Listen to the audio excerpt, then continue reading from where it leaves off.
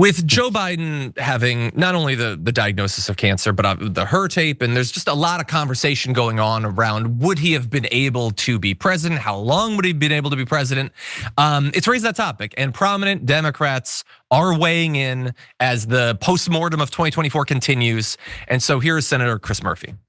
The American public had made up their mind, right? That they wanted the Democratic Party to nominate somebody new. And it was absolutely a mistake for the party to not listen to those voters. Just to be very clear, do you bear some responsibility as well? Oh, I think we all bear responsibility. Listen, and I think, we maybe didn't listen as early as we should have, in part because we have immense loyalty to this man who had led this country out of a pandemic, who had been maybe the most prodigious legislator as a president, the Inflation Reduction Act, the Infrastructure Act, the bipartisan gun bill in a generation. But ultimately, in retrospect, you can't defend what the Democratic Party did because we are stuck with a madman, with a corrupt president in the Oval Office, and we should have given ourselves a better chance to win. Yeah, so look, I don't agree with necessarily everything he said there. I think that he probably, if he went on at more length, would, I think, somewhat exaggerate what Biden was capable of doing. But Biden had some big bills. I mean, that we can't forget that.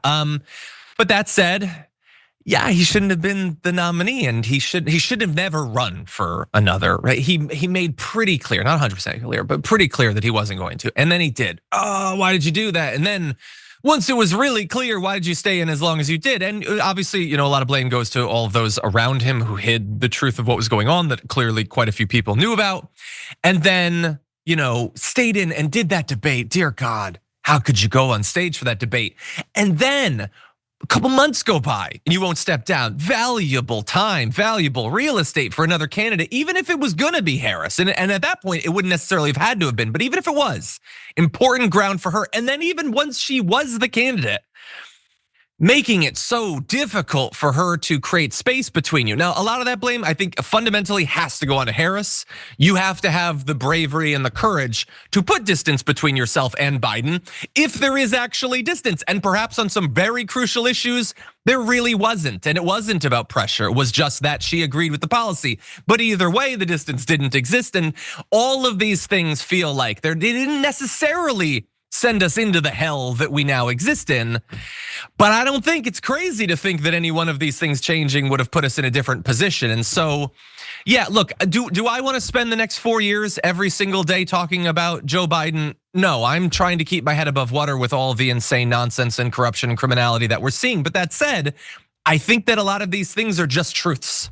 Anyway, what do you think, Jayar?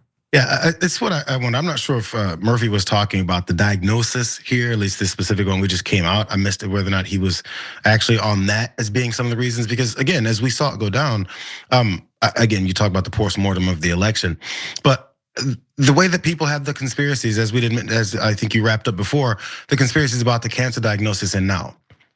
So if he happened to have won the presidency, maybe he stayed in and won, and he gets the cancer diagnosis now it means something to more than his friends and family. He stepped out, Democratic Party lost. He's nowhere near the presidency, and now he gets a cancer diagnosis. What does that have to do with anybody else in the world? Except for his friends and his family, people that know him and care about him. Or maybe people that also hate him too, maybe they care too. So what difference does it make? I honestly, the reason I hadn't talked about this is because it doesn't affect anything that has to do with our politics and our society right now. If he was in office, it would mean something because we're like, oh, what are we gonna do? The president may pass away in office. Things have to change, shifts have to happen. Coordinating has to happen where we change the way that our leadership is gonna be running the country from now on. How is he doing as far as when he's gonna be in treatment? How much is he gonna be away? These things are factors as to reasons why a cancer diagnosis would affect the country when there's a sitting president in office. He's not there. This is just the same as if Joe Schmo, who works at Materials Inc. in Tulsa, Oklahoma, got sick and his family's now concerned for his life. And if he's the CEO of the company, that's gonna affect the company. But if he already retired, and then he gets the cancer diagnosis a year later, the company is in the same place it was because he's already gone. These are the things we don't think about. We're too busy, as Donald Trump Jr. was doing, playing politics, than to think about why we're even talking about some of this stuff. If he's affecting the country, there's a reason to talk about it. He's not affecting the country. Why does this have anything to do with politics? Yeah, look, it's an important topic. That's why we're talking about it. I don't get marching orders about what we're supposed to talk about.